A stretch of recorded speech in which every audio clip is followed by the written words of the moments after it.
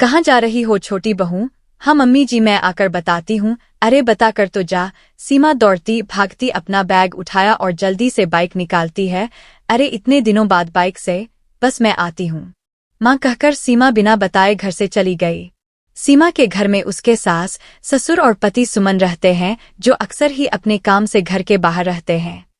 सीमा की एक ही ननद है जो कि बड़ी है और उसकी शादी हो चुकी है। सीमा की शादी को 1 साल हो गए हैं। सीमा अपने परिवार के साथ बहुत खुश है।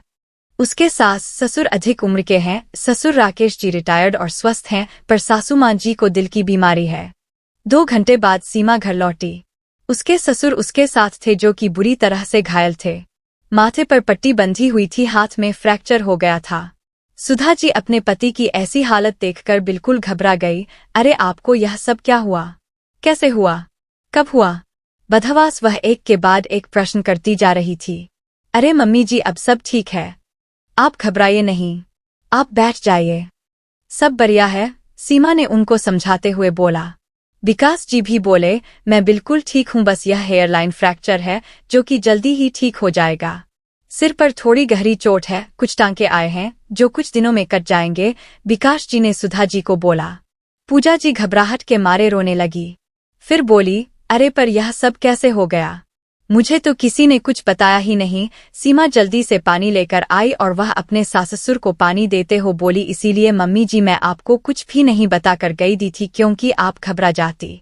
फिर सीमा ने बताया, मुझे एक अनजान व्यक्ति का फोन आया जो कि पापा जी के मोबाइल से कर रहा था और कह रहा था कि सड़क पर इनका एक्सीडेंट हो गया है।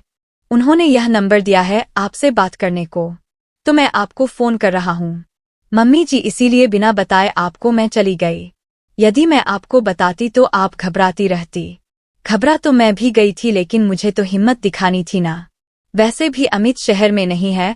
पूजा अपनी प्यारी बहू सीमा की बातें सुन बहुत ही गर्व महसूस कर रही थी। उन्होंने कुछ सोचते हुए लंबी सांस भरते हुए कहा, अच्छा है तूने साल भर पहले ड्राइविंग सीख ली थी, देख काम आ ही गई। हाँ मम्मी जी, कुछ दिनों से मुझे गाड़ी चलाने से मुझे कॉन्फिडेंस भी आ गया था और पापा जी का एक्सीडेंट वीरान जगह हुआ था, वहां पर आने जाने के ज्यादा साधन नहीं दिख रहे थे। और हाँ, अपनी गाड़ी से मैं सही समय पर पहुंच गई। डॉक्टर ने बोला आप इनको और थोड़ा देर में लाती तो काफी बिल्डिंग हो जाती। फिर इनको कोमा में जाने का डर था। सर पर गहरा घाव है, पर चिंता की कोई भी बात नहीं है। डॉक्टर ने सिटी स्कैन करके बता दिया है, सब सही है।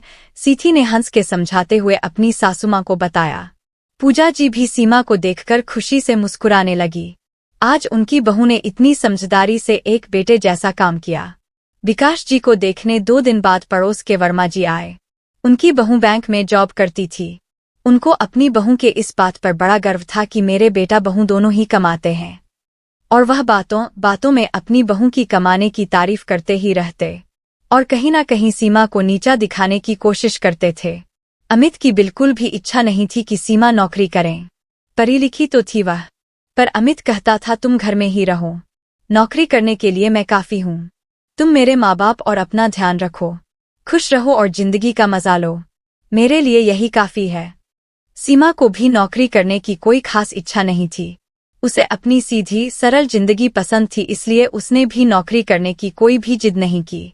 वह अपने साससुर के साथ मजे से घर में आराम से रहती थी। उस दिन भी वर्मा जी अपनी बहू की तारीफ कर रहे थे। उनकी बातों से अब रमा थोड़ी हर्ट होती थी। यह बात पूजा जी को भी महसूस होने लगी थी, इसलिए पूजा जी बातों ही बातों में उस दिन वर्मा जी को बोली कि मेरी बहू नौकरी नहीं करती है तो क्या हुआ, वैसे तो बहुत ही सुशील, संस्कारी तथा होशियार है। समय के साथ सही निर्णय लेकर हम लोगों का पूरा ध्यान रखती है। आज राकेश जी हम लोग के सामने हैं तो सिर्फ की वजह से है। डॉक्टर ने बताया कि यदि थोड़ी और देर हो जाती तो राकेश जी का बचना मुश्किल था, वह कोमा में भी जा सकते थे।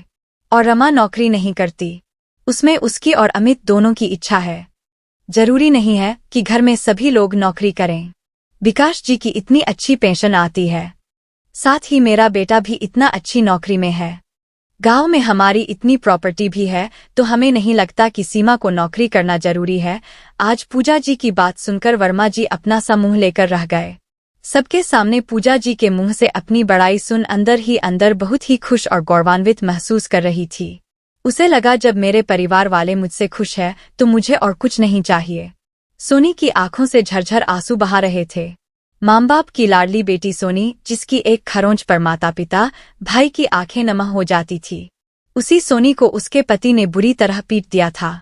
अच्छा घर, अच्छा वर देख शादी करके पिता ने कर्तव्य की पूर्ति कर दी, पर रोहित को शराब की लत है, यह न जान सके। मेरा बटुआ कहाँ है? मुझे नहीं पता जी, सोनी बोली। तुझे नहीं पता तो किसे पता है? बोल सीधी तरह बताते वरना। मैं सही कह रही हूँ, मुझे नहीं पता जी, आपका बटुआ कहाँ है? नेहा के मुंह से यह सुनकर रोहित अपना आपा खो बैठा। बेरहमी से पीटने लगा सोनी को। साससुर ने दौड़कर बीच बचाव किया। रोहित गुस्से में सोनी को कमरे से बाहर निकाल कर सो गया। सास बहू को अपने कमरे में ले गई।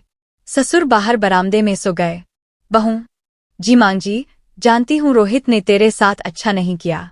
रोहित दिल का बुरा नहीं है, बस जिद्दी है। तुम्हारे ससुर उसकी सारी बातें मानते रहे, इसलिए आज यह हालत हो गए। पर मुझे विश्वास हो गया है कि तुम उसे सुधार लोगी। जी मैं?